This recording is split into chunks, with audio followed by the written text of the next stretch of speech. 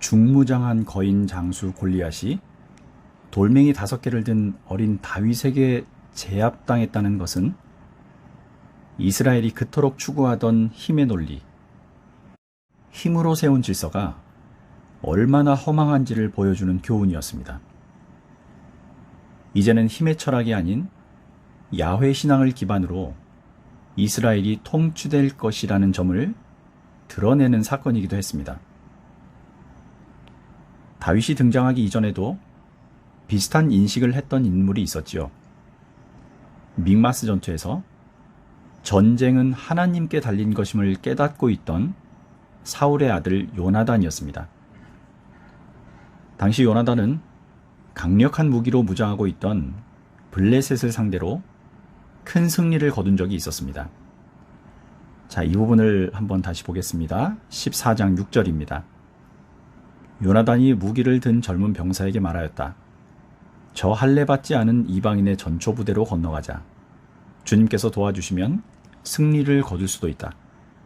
주님께서 허락하시는 승리는 군대의 수가 많고 적음에 달려있지 않다. 자, 요나단과 다윗에게서 공통점이 느껴지십니까? 이들은 전쟁에서 승리하는 비결이 하나님을 신뢰하는 것이었음을 알고 있었습니다. 우리는 세계 역사가 힘이 강한 자의 선택으로 흘러간다고 여깁니다.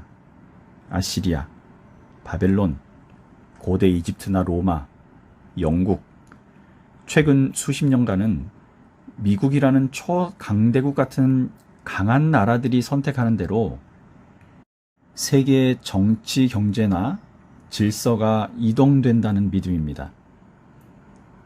그러나 성경은 그리스도인들이 다른 시각, 전혀 다른 관점으로 세상을 바라보아야 한다고 말합니다.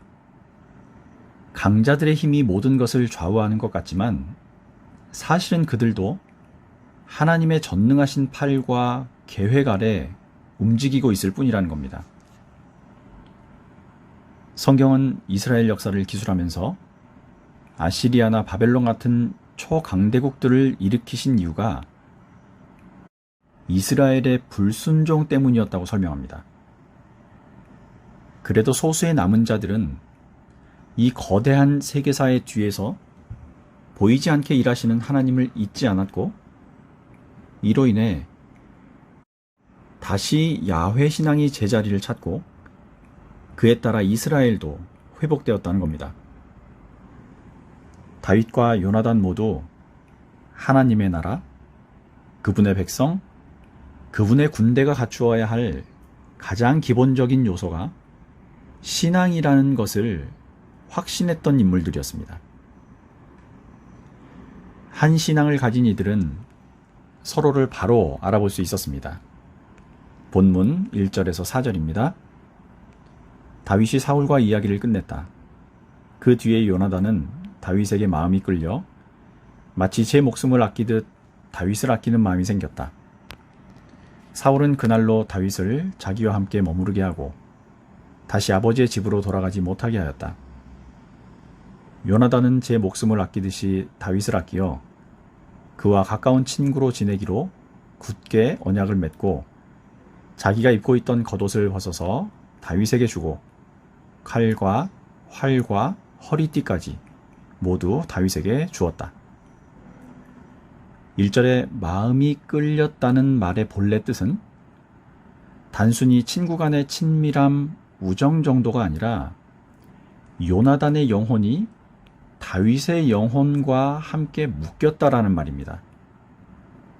이 표현은 하나님에 대한 인간의 사랑 또는 온 마음과 영혼으로 하나님을 사랑하고 섬겨야 한다는 말을 할 때도 사용되었던 표현이었습니다. 4절에 자기가 입고 있던 겉옷이란 말에서 겉옷은 히브리어로 메일이라고 하는데요.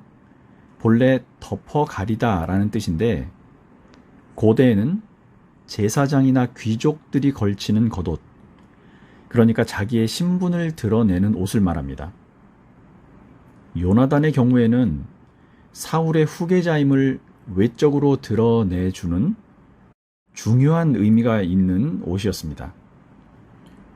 요나단이 겉옷과 칼, 활, 허리띠까지 모두 다윗에게 주었다는 표현은 이미 그가 다윗을 이스라엘의 왕으로 인정했다는 뜻입니다. 이 표현은 훗날 다윗이 왕이 된 것에 대해서 그가 사울의 집안으로부터 왕위를 찬탈한 것이 아니라 합법적으로 위양을 받았음을 강조하는 말이기도 합니다. 자, 블레셋을 무찌르고 돌아오는 길에 문제가 생겼습니다. 군인들을 환영하는 자리에서 이스라엘 여인들의 노랫소리가 사울 왕의 심기를 건드린 거지요. 7절에서 9절입니다. 이때 여인들이 춤을 추면서 노래를 불렀다. 사울은 수천 명을 죽이고 다윗은 수만 명을 죽였다. 이 말에 사울은 몹시 언짢았다. 생각할수록 화가 치밀어 올랐다. 사람들이 다윗에게는 수만 명을 돌리고 나에게는 수천 명만을 돌렸으니 이제 그에게 더 돌아갈 것은 이 왕의 자리밖에 없겠군 하고 투덜거렸다. 그날부터 사울은 다윗을 시기하고 의심하기 시작하였다. 불안감을 떨치지 못한 사울은 이때부터 다윗을 죽이기로 마음먹습니다. 궁궐 안에서 미친 듯이 헛소리를 지르기도 하고 이를 진정시키기 위해 수금을 타는 다윗을 벽에 박아버리겠다며 그를 향해 창을 던지기도 했습니다.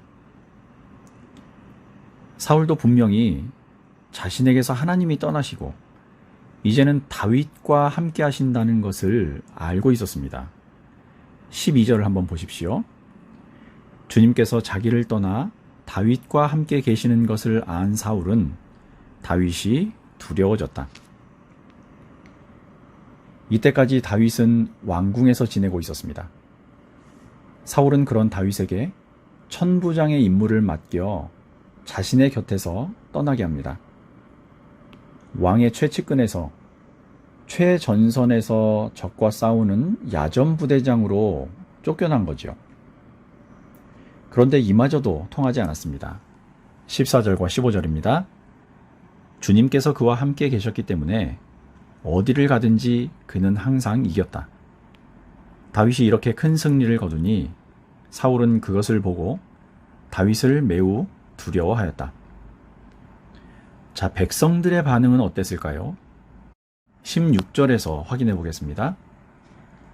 그러나 온 이스라엘과 유다는 다윗이 늘 앞장서서 싸움터에 나가는 것을 보고 모두 그를 좋아하였다. 그래도 사울은 다윗을 계속해서 죽이려고 합니다. 자신이 직접 죽이면 이렇게 백성들의 반발이 있을 것을 염려해 블레셋과의 치열한 전투에 내보낸 후에 전장에서 죽게 하려는 계획까지 세웁니다. 그리고 이 계획에는 자신의 딸까지 이용을 합니다. 그러니까 큰딸 메랍을 아내로 줄 테니 블레셋과의 싸움에서 가장 선두에 서라는 겁니다. 그런데 이 방법도 통하지 않았지요. 나중에 사울은 약속을 어기고 큰딸 메랍을 다른 사람과 결혼시키고 맙니다. 그러던 차에 사울은 작은 딸 미갈이 다윗을 사랑한다는 소식을 들었습니다. 그래서 이번에도 작은 딸을 미끼로 블레셋 사람들과의 싸움에 보내 죽게 해야겠다라는 계획을 세웁니다. 이번에도 다윗이 거절하자 사울은 신분과 상관없이 사위로 맞아줄 테니 대신 블레셋 사람 포피 10개만 가져오라고 말합니다. 포피는 남성 성기의 귀두 부분을 감싼 피부를 말합니다.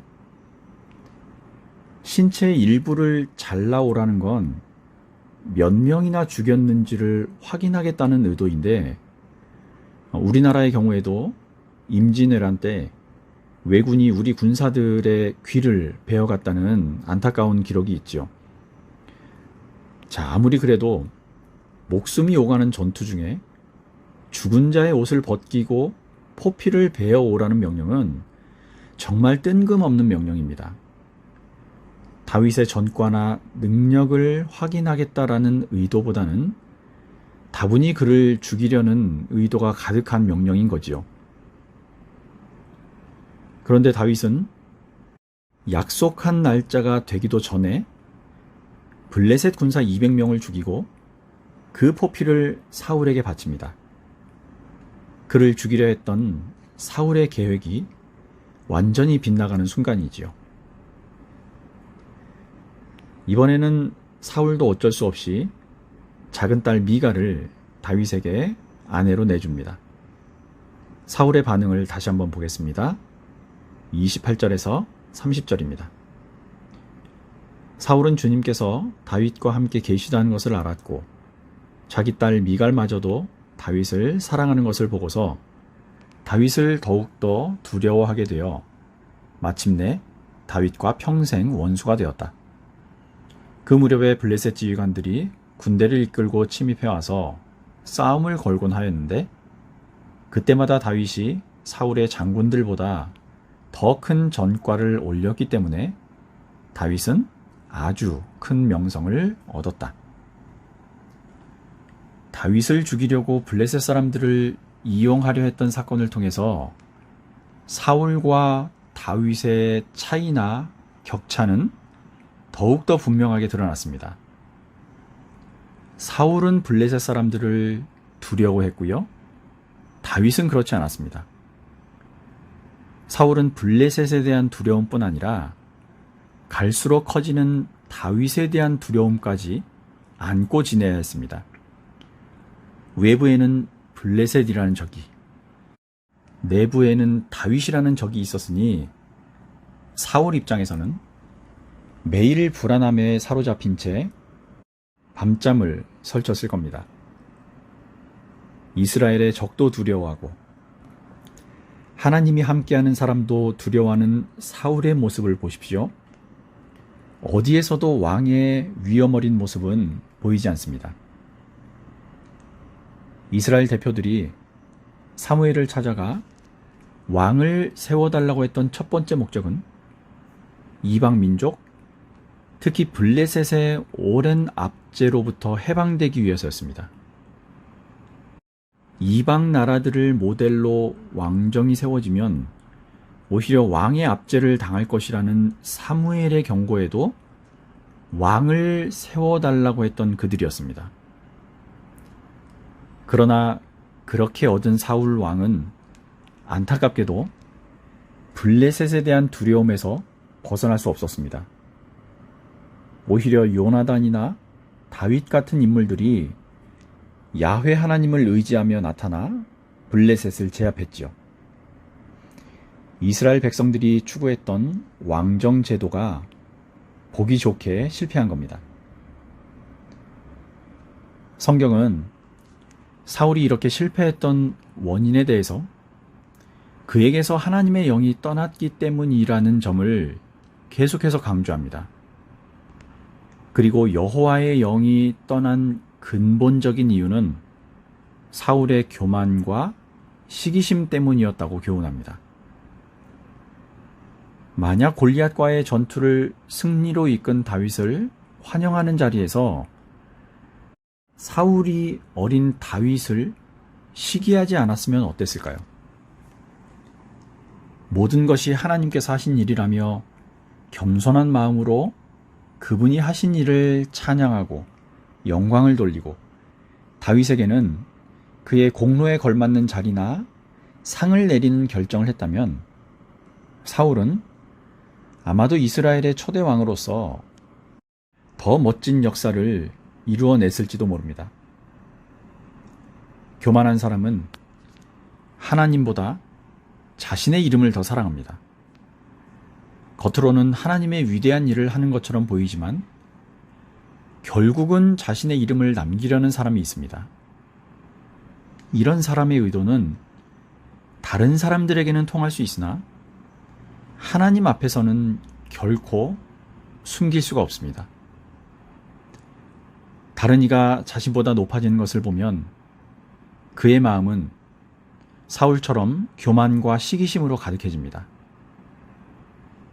그 마음이 점점 미움으로 자라나고요.